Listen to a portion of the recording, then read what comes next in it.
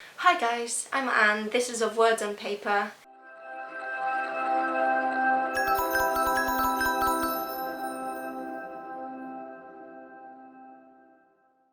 I've got a tripod now. I'm so happy about that.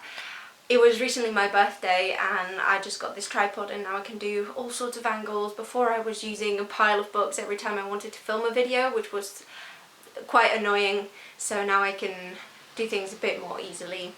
But this is not what I'm talking to you about today, because today is quite a special day. Today's the publication day of one of my recent reads, and this is The Extraordinaries by TJ Klune. This is one of the first advanced reader copies that I ever got, and it's the first one that I finished, and so I'm really excited to tell you guys about it, especially because I really liked it as well. And this is a YA LGBTQ+ contemporary superhero novel. And the book follows our main character, whose name is Nick. He's a teenager with ADHD who's about to finish high school, and Nick's main obsession are the Extraordinaries, which are superheroes, except that they actually exist in his world.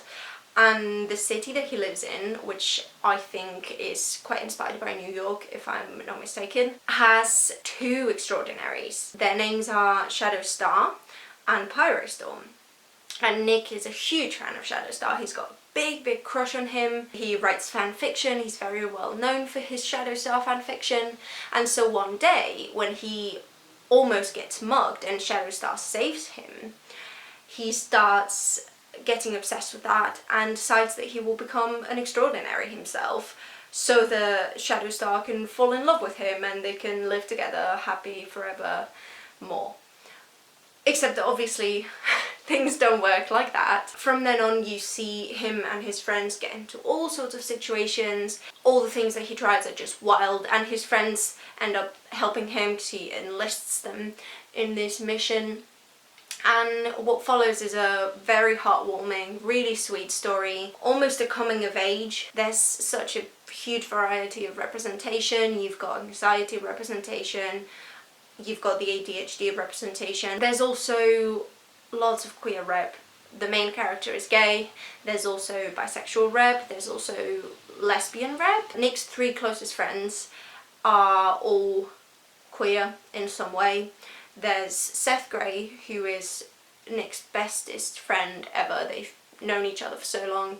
Then you've got Jazz and Gibby, and they are two girls who are together, and they've got a very healthy, very communicative relationship, which amazing to see. Gibby is a black butch lesbian. She's sarcastic, she's funny, she's great.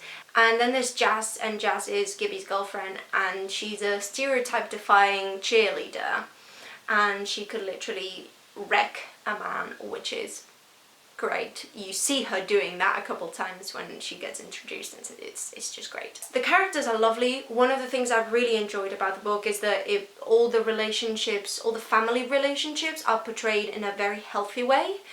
You do obviously get conflict because these characters are teenagers, so obviously they're gonna get into arguments, but their parents are lovely and loving, and maybe they don't know how to do things often, but they want the best for their children. It's really lovely to see. If you thought that all YA protagonists had to have this angsty relationship with their parents, this is proof that you don't have to, that you can have characters that actually have a great relationship with their parents, and this is lovely to see. The characters are not perfect, definitely. They are sometimes they are quite unlikable, but I think that makes them really well-rounded.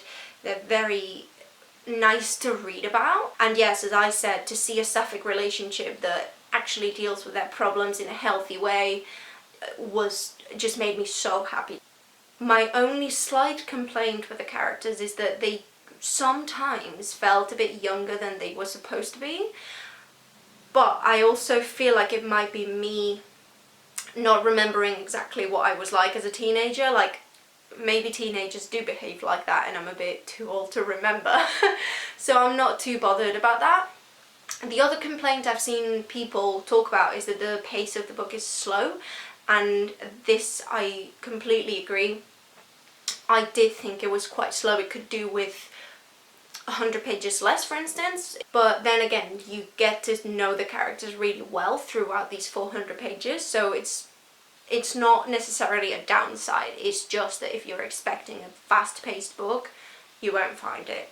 Also, I really liked how Clune planted some clues throughout the book and some ideas that made me really excited to check out the next book already.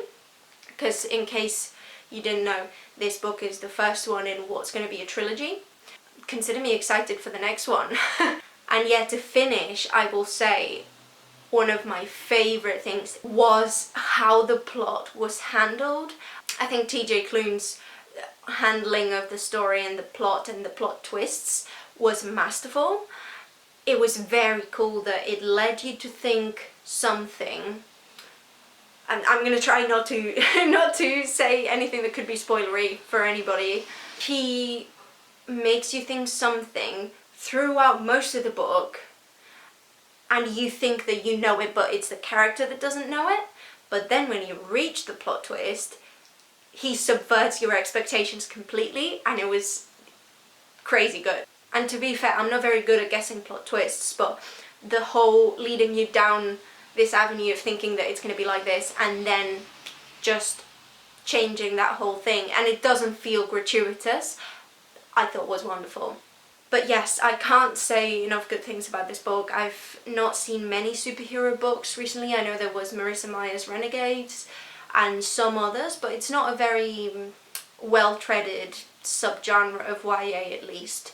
And to see a book in this subgenre that's done with such care and such love, and it's so inclusive, is really a breath of fresh air. I gave this book 4 stars, and I recommend that you check it out as soon as it comes out.